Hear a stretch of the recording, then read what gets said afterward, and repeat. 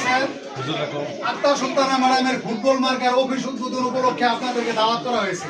আপনারা সবাই ধৈর্য সহকারে বসবেন এবং হুজুর কথা বলবে, দোয়া করবে। তারপরে আপনাদের জন্য মিষ্টির ব্যবস্থা আছে, মিষ্টি খেয়ে যাবেন এবং আক্তার সুলতানা ম্যাডামকে ফুটবল মার্কায় একটা ভোট দিয়ে বিজয়ী করবেন, এই আশাবাদ ব্যক্ত করতেছে।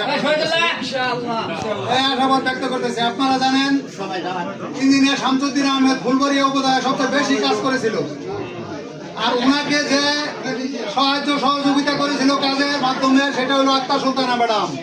সেই আক্তার সুলতানা ম্যাডাম আজকে ফুটবল মার্কা নিয়ে আপনাদের কাছে আসছে।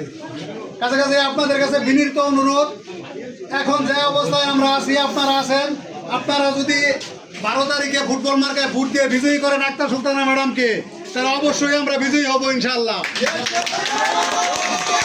আমরা ফুলবাড়িয়া থানার এ প্রান্ত থেকে ওই প্রান্ত পর্যন্ত ঘুরে বেরিয়েছি, সব জায়গায় একটা স্পিড দেখেছি আক্তার সুলতানা ম্যাডামের। তাই আপনাদের কাছে অনুরোধ, আক্তার সুলতানা ম্যাডামকে 12 তারিখে ভোটটা দিবেন। উনি আমাদেরকে কথা দিয়েছেন, প্রিয় উপস্থিতি, উনি আমাদেরকে কথা দিয়েছেন উনাকে বিজয়ী করতে পারলে ফুলবাড়িয়া উপজেলাকে রোল মডেল হিসাবে উন্নয়ন করে উনিও কথা দিয়েছেন আমাদেরকে। আপনাদেরকে আশ্বস্ত করতেছি, মনে রাখবেন এলাকায় 1 নম্বর উনি শান্তি শৃঙ্খলা বিরাজ করবেন, শান্তি শৃঙ্খলা বিরাজ করবেন। আর আপনারা জানেন আমাদের মতো হাবাগুবা যারা আছে, এখন অনেকে অনেক নেতা হয়েছে, অনেকে অনেক কথা বলতেছে, কিন্তু আপনাদেরকে স্মরণ করিয়ে দেওয়ার জন্য একটি কথা বলতেছি। আমাদের মতো এই হাবাগুবা লোকদেরকে একটি মাত্র লোক যে ইঞ্জিনিয়ার শামসুদ্দিন আহমেদ ফুলবাড়িয়া উপজেলায় নিয়ে গেছিল সংবর্ধনা দেওয়ার জন্য, আমরা ডেলিগেটের কার্ড গলায় ঝুলিয়ে ফুলবাড়িয়া উপজেলায় গিয়ে হাজির হয়েছিলাম।